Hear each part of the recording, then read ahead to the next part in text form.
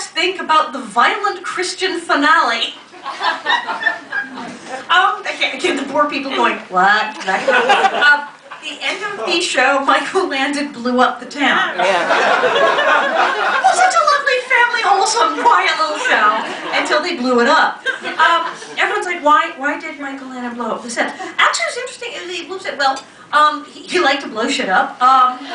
It was exciting, but actually, what it was in that episode, there was a whole thing that the people of Walnut Grove didn't want their town taken over, but the railway was coming in, and the people taking over the town, Paul and Miss Nels and Doc Baker, so why should they profit from our work? We'll destroy the town, and they'll just get the land, and so there.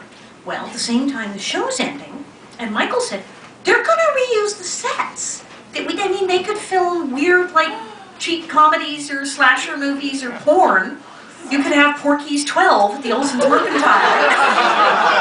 You know, Freddy Krueger in the Little House. And he said, I just can't pay for everybody's therapy. You know, people are going to have nervous breakdowns if this happens because they're so invested in the show. He said, better we should blow it up. And he said, I don't want all these other shows using my sets that I work so hard. So he blew the whole thing up for the finale. And it was twisted! But it made a really good episode. It's very, very sad. And it was a...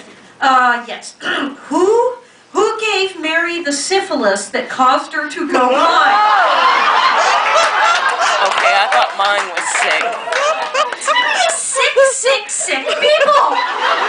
It's terrible! Oh my God. Well, and indeed, as you know, she went by scarlet fever. And that was kind of a weirdo, lame thing with the glasses, because in real life in the 1800s, people got scarlet fever all the time, and they went blind. And the deal was, it's like if you went blind, they went, hey, lucky you're not dead. Oh, well. And they sent you off to the blind school, and you didn't get to marry a hot guy with sparkly blue eyes. Did she have the hottest blind husband, or what? Do you know what he went on to do? Because all of us little house people did very well, except little hot Albert Orphan Boy does voiceover. Everybody's doing some... Linwood Boomer, who played Mary's hot, blind hubby Adam, is the guy who wrote and created the show Malcolm in the Middle. Malcolm in the Middle. He did Third Rock from the Sun. That was his. He did Third Rock from the Sun and Malcolm in the Middle. So yes, he's our most successful graduate of Little House on the Prairie. Hot blind guy was smart, but oh, thank you. It's like besides you. He doesn't get to go to France. Our family, I told you this is bonnet heads here, our family has been to 4 Laura Ingalls Wilder home sites. How many have you been to? The gauntlet has been thrown down. I actually have, let's see, which one I have been to Rocky Ridge in Missouri. Gosh, like 3 or 4 times. I went to that several times because they have a whole Prairie Days thing. And Laura and Almanza were buried there in the house and the thing, and there's a museum, and you get a doll. But the museum is weird because they have all of Laura's personal stuff. And you're like walking through the house and they've got her toothbrush and her dentures and her slippers and her fork, and it's kind of weird. It's like pervy. I'm like, did she want to be remembered for her books, or did she really want us looking at her old toothbrush? I'm just not sure that's what she had in mind. But the house is lovely, Rocky Ridge, and then of course I've been to Walnut Grove several times. I will be back in Walnut Grove, July. Am I back in Walnut Grove? The 3rd week of July. Because first I have to go to Mankato, which is a real place, because they're having an event called Laura-palooza.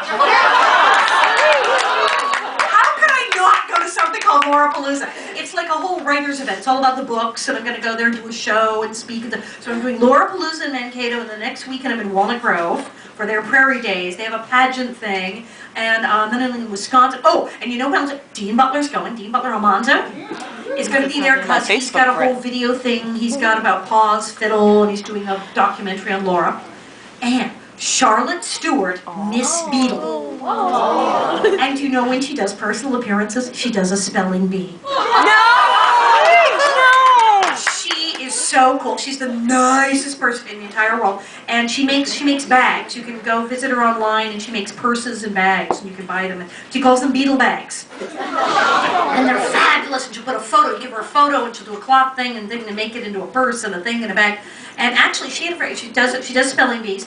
She had a very interesting, Miss Beadle Charlotte Stewart. Actually, was in a movie with Elvis Presley, and was best friends with Jim Morrison.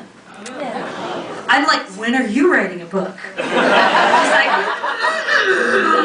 no, she was like a total wild thing in the 60s and 70s, was like really awesome, and she didn't wear underwear on the show, too.